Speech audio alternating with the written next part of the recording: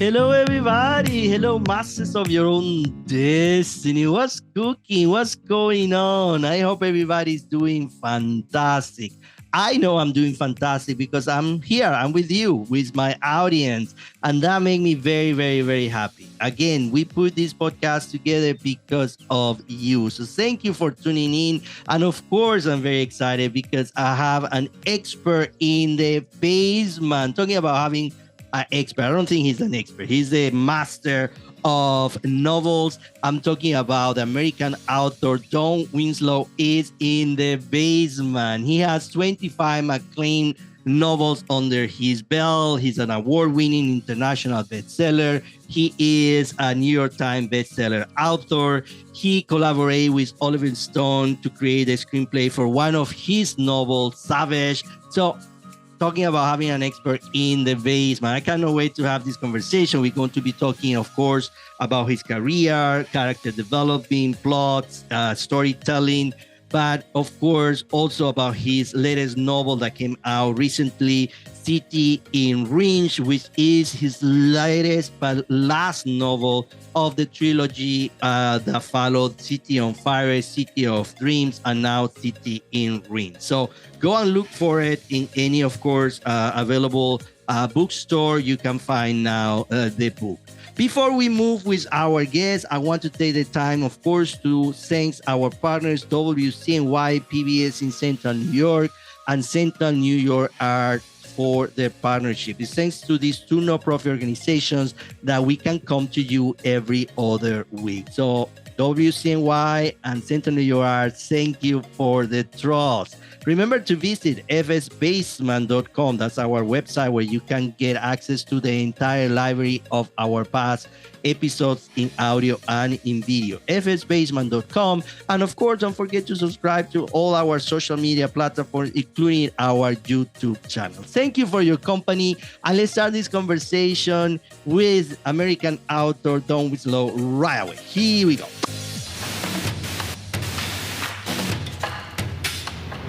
Don, I want to welcome you to my basement. It's such a pleasure to have you with us today. Nice to be in the basement with you. Yeah, if this basement could talk. It's, that's the beauty of it. It's the fact that technology is allowing us to have this amazing conversation with experts like you from the basement of my house. And that's, for me, is the cool part, right? So, It's great. Yeah. It's fantastic what we can do in these days.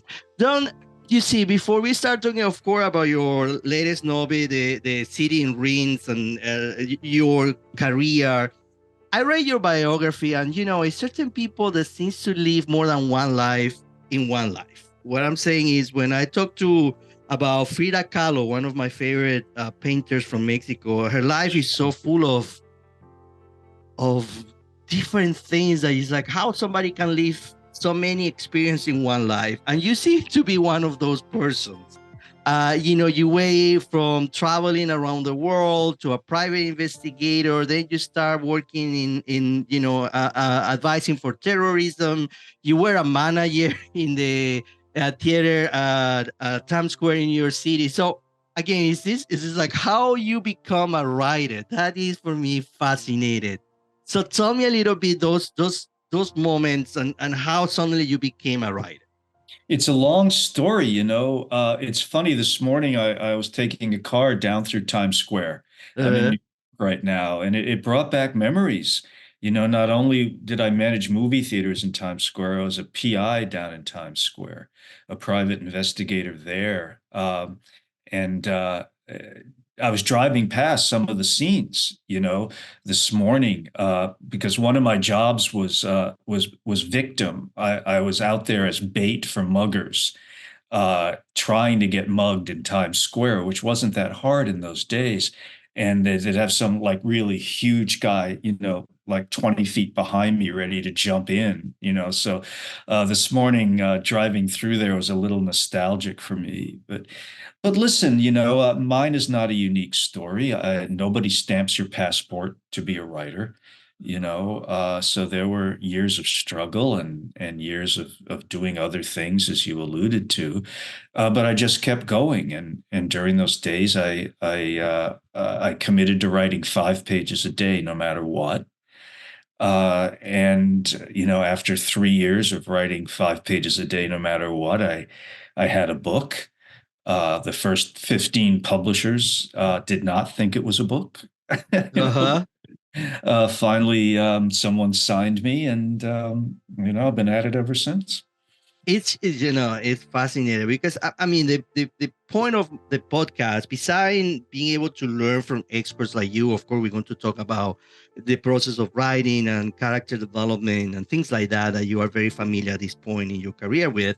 But for me, our listeners of this podcast is a new generation who is looking to be inspired by people like you, right? So we live in times where my students or even people who write me through our website is like how I made it, how I become this, how I become that. Then you have, stories like yours that are so inspiring because it's like, well, it's not that I was not supposed to be a writer, but I was living my life and I took the discipline to write 5 pages a day. And I think that is the beauty of what you were able to accomplish is that is a sense of discipline and being constant in your goal. So can you remember? I just curious to know. So you are in this process in your life, and you decide, okay, I'm going to write 5 pages a day. How that start? How that happened? Like, were you able to write in a notebook? Were you? I'm curious. What was that creative process for you? Huh. Boy, it was all over the place. Um, when I finally made that decision, I was in Africa. I was leading photographic safaris in Kenya, and I was pretty sick. I had malaria relapse and Mm-hmm. amoebic dysentery, and I was sitting at a fire at dawn or before dawn, getting ready to start the day for the clients, and I was shivering, right, from being sick. And I thought I had better get started on this. I've been talking and talking about writing a book, but not really doing it. You Mm-hmm. know, I had heard the great Joseph Wambaugh, who's since become a friend, the great crime writer Joe Wambaugh, say that when he was a LA homicide detective, he wanted to be a writer, and he said he was going to write 10 pages a day. And I thought, I can't do 10, but I can do 5. Now, this was before laptops and all of that. Mm-hmm. Mm-hmm. So most of that was done on a yellow manuscript pad with a roller pen. Wow. Wow. Yeah. And listen, I mean, I was in Kenya, I was in China, I was in England, I was in California, I was in New York. I was doing a whole bunch of different things to try to cobble together a living. So I'd have pages stuffed in my jacket pocket. I, I'd have them in, duffel bags, old suitcases. In fact, when I finally got a publisher, I was in Africa. My wife and one of my best friends literally put the book together out of what they Mm-hmm. found in my briefcase, in my desk drawer, and in my pockets. Wow, that is fascinating. But the question now that I have for you is how did you pass that moment of self-sabotage? What I'm saying is, Mhm. we are creative people, right? It doesn't matter if you're a painter, a writer, a script writer. I love to write scripts for television, but I'm my own word sabotage because I start doubting the process and doubting how good I can be, right? So how at that time, because you say, okay, I'm going to write 5 pages, you start writing. Were you confident that what you were writing was good enough? That's a question. Not at all. Mm-hmm. Not at all. Listen, I mean, and still I have those days, right? 20 some odd books later, a number of bestsellers later, I still have those days where I hit that keyboard and I wonder if I'm good enough, Mm-hmm. you know, and really doubt it. Listen, I think that when you decide to become a writer, you hear a lot of you can'ts, Mm-hmm. right? Mm-hmm. You hear from other people. I wanted to be a writer since I was a little kid, and you hear you can'ts from teachers, from family, from friends. The worst you can't, though, comes from inside your own head, doesn't it? You referred to self-sabotage. Um, I think that what you just have to do is persevere. People talk, for instance, about writer's block. I think that Writer's block is trying to write perfectly on the first draft, and nobody can do that. Mm, But you're not getting it perfect, and then you lock up, you freeze, and that's writer's block. I just had to take this very stubborn position, that the rest of the world was wrong and I was right. mm. And that took a number of years. Mm, mm.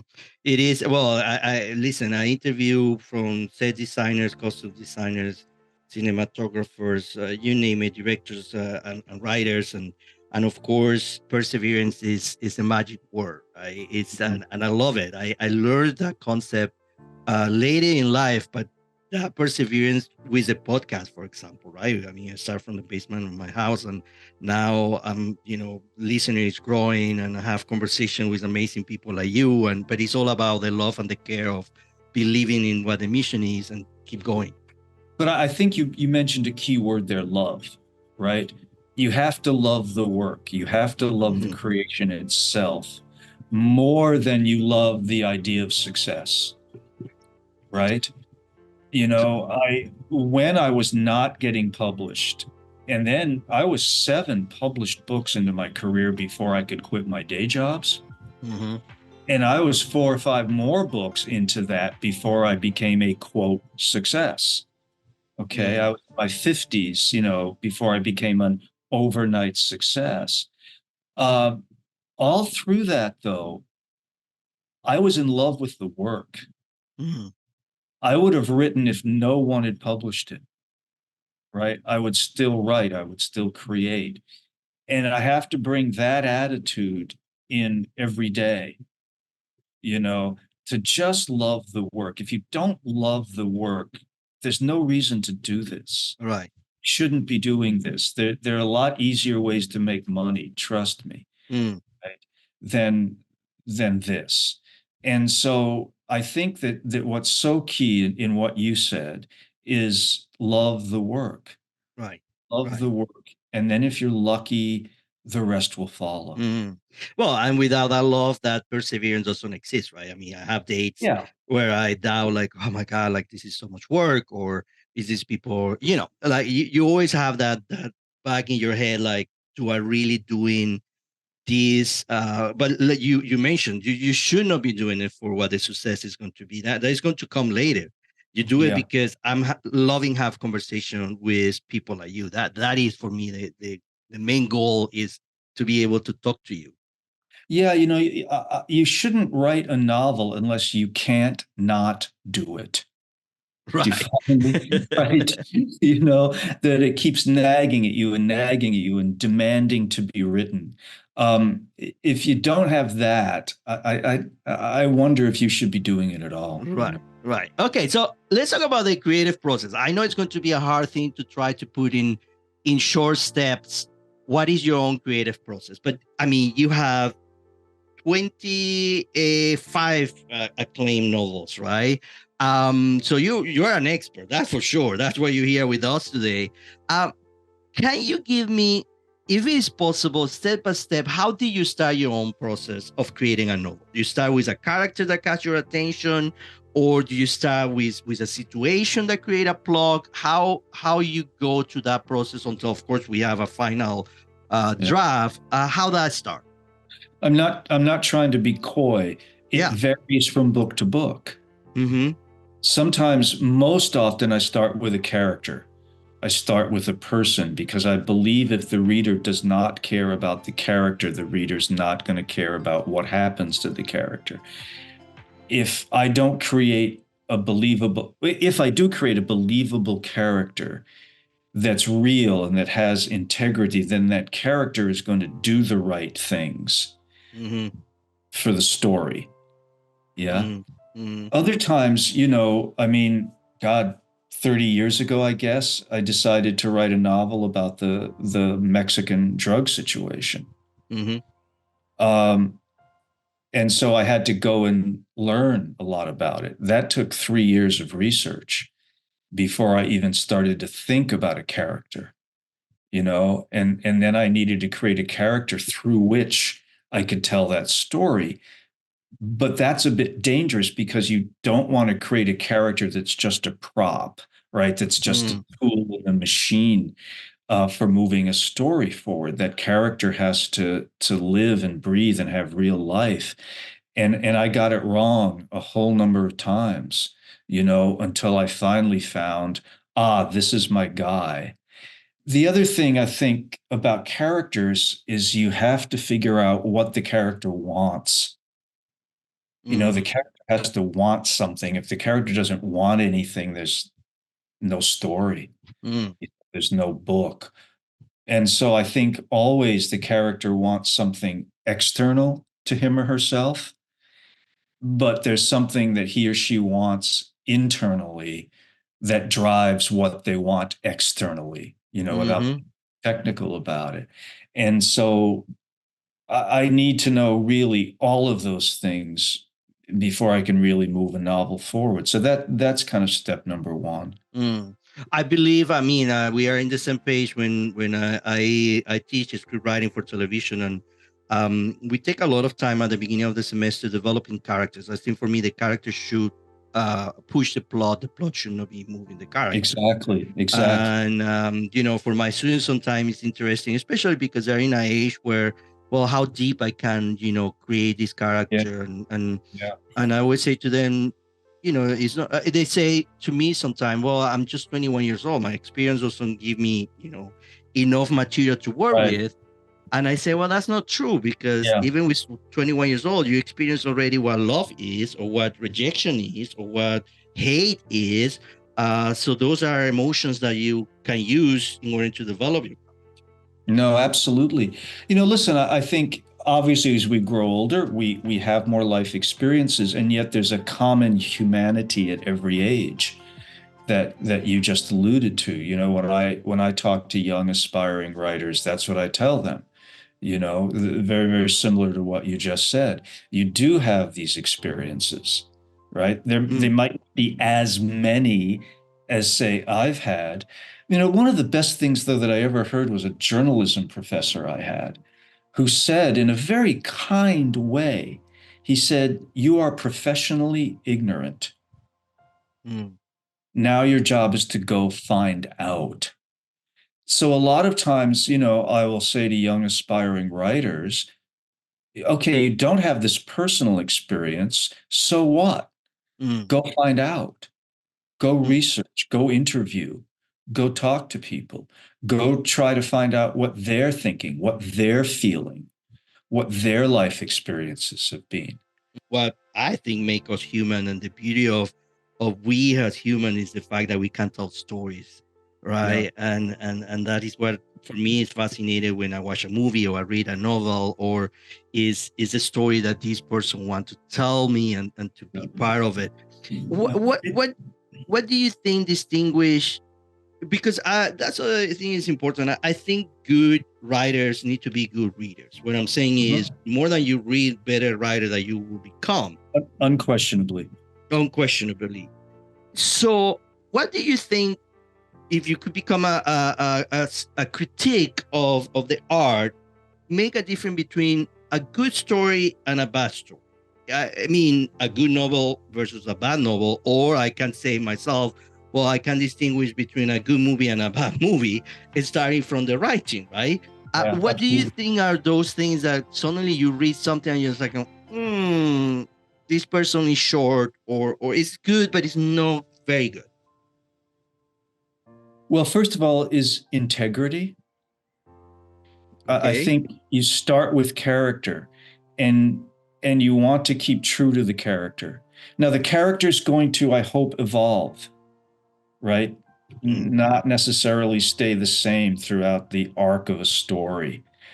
Uh, Look, good writing is good writing, mm, right? I think that there, in the best of novels, there's a poetry to it mm, that sings to you, to mix metaphors a little bit, right?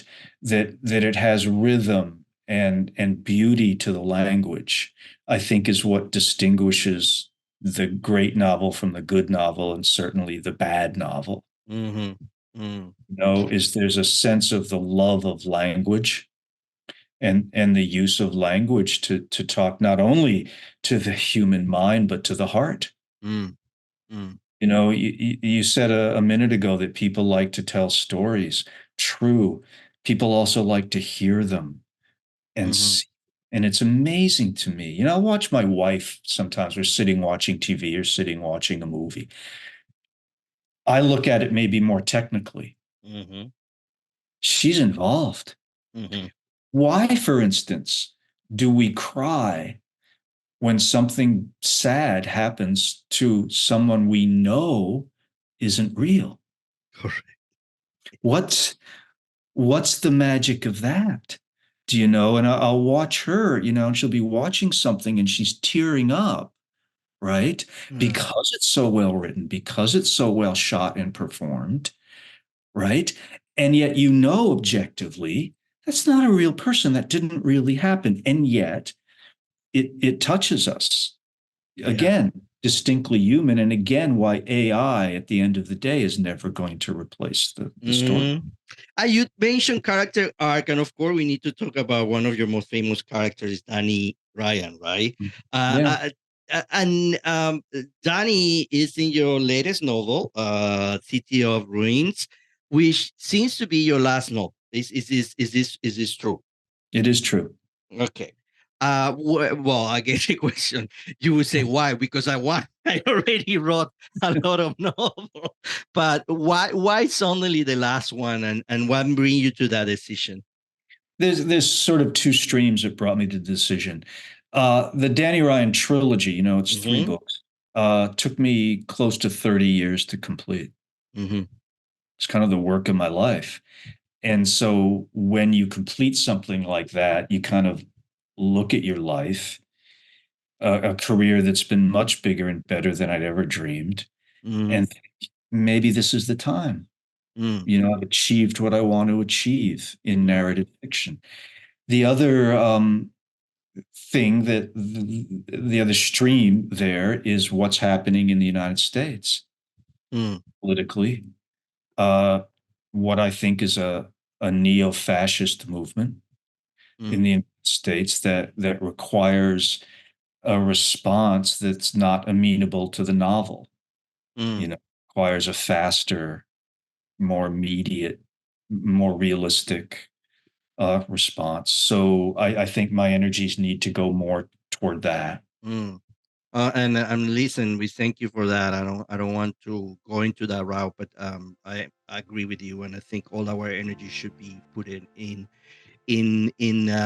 finding a solution to what it Mhm. could be one of the biggest changes this country will see.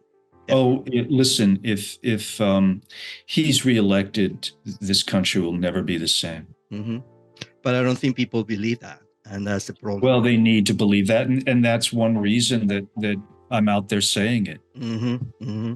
And Danny, I want you. You are the creator of Danny, which I always say to my students. You know how beautiful it is that you have the power to use your mind to create something from nothing. Meaning, this person didn't exist until Dawn sit down and decide I'm going to create a character called Danny Ryan, and he is going to go to this journey. Who is Danny in your first novel, and who is Danny in your last? How is that process? It's an enormous character arc, and I think that's why it took me 30 years to do it. I think, for instance, I needed to mature Mm-hmm. as a person and as a writer to be able to write Danny in the third book as opposed to Danny in the first book. You talked earlier about life experiences. Mm-hmm. You know, Danny starts life as a longshoreman, as a fisherman with very modest goals. He just wants to support his wife and his baby. That becomes impossible Mm-hmm. for reasons, you know, we won't get into. And then in the second act of his life, if you will, because I think most stories come in three acts, yeah. Mm-hmm. Mm-hmm. He's a fugitive, he's a wanderer. He's spending years trying to find a place to put his feet and raise his kid and take care of his elderly dad. You know, and then we move into the third act, and he's a vastly different person. Now he's a literally a billionaire, Mm-hmm. which is a big leap that I hope my reader takes with me. And yet, I think certain things about Danny remain consistent, including, I'm a big believer that very often that our best qualities are also our worst. Mm-hmm. I think that's very true of Danny. One of his primary quality is loyalty, and that causes him to do some very good things, and it causes him to do some very bad things. Mm. You know, and so you want to take a character through this arc where toward the end he's looking back at his beginnings. Mm. You know, Which is the beauty of the character that you have created. And I think this book, again, that is coming out very soon, tomorrow, or when tomorrow. yeah, and when Yeah. this podcast air, probably will be 2 weeks already Okay. out Yeah. there. But City in Ruins is a book that I definitely recommend everybody, because it's the last one of the two previous Mhm. stories about this character. But I think, based on what I read of the copy of the book that I was able to scan before this interview, uh, you're right. He go back to, even when he's a billionaire and now he's is the mogul industry, but he's still going back to those very humble roots. And I think Yeah. that's the beauty of the character. Yeah. Listen, I mean, I think that none of us escape our pasts, for Mm-hmm. good or for ill. Writing the last part of this trilogy was a homecoming for me. Mm-hmm. I left my home when I was 17. Like Danny, as we mentioned earlier, I wandered the world, trying to find a bit of success, a bit of stability. That took a long time. Um, Over the past sort of 8 or 9 years, I went back to my home, actually to take care of my mother, Mm-hmm. needed care, and fell in love with it again, you know, fell in Mm-hmm. love with that part of the world. And I think that allowed me to write about it, uh, perhaps in a more compassionate, perhaps more mature kind of way. Mm. Don, thank you so much. And listen, just to Thank you. conclude, I'm going to ask you a question that I'm going to put you in the spotlight, and give you some time to think about it. What Mhm. would be the title of your own book, of your own life? Wow. There's a question I've never been asked. Ah, well, thank you. That made me feel very good. What I've would never be been the asked that title of question. your own story? I think would be a really cool. Wow, wow, wow. Oh, you don't need to tell me now. Think about it. I've came up with the title of the book, Tell me. Into the Wave. Into the Wave. Explain a little more. I, I'm a surfer and I grew up on the ocean, on two coasts. You can't outrun a wave. You can't turn your back and get away from it. And the only way to deal with the fear is to dive into the wave. It's I like counterintuitive it. to dive into the wave. So I would call the book Into the Wave. And how do you want Don to be remembered? Has not only we will know, and we it will be, of course, in the history of writing as one of the best American writers for novels, but you as a human, as a person, how you would like to be remembered? That's a good husband, Mm-hmm. a good father, a good friend, and somebody who gave something back to the community. Fantastic. And with that, what else we can ask to life, right? So that's all what we want. If I got that, that's a great life, man. Perfect. Don, thank you so much for spending half an hour with us here in the basement. Thank you. I've really enjoyed it.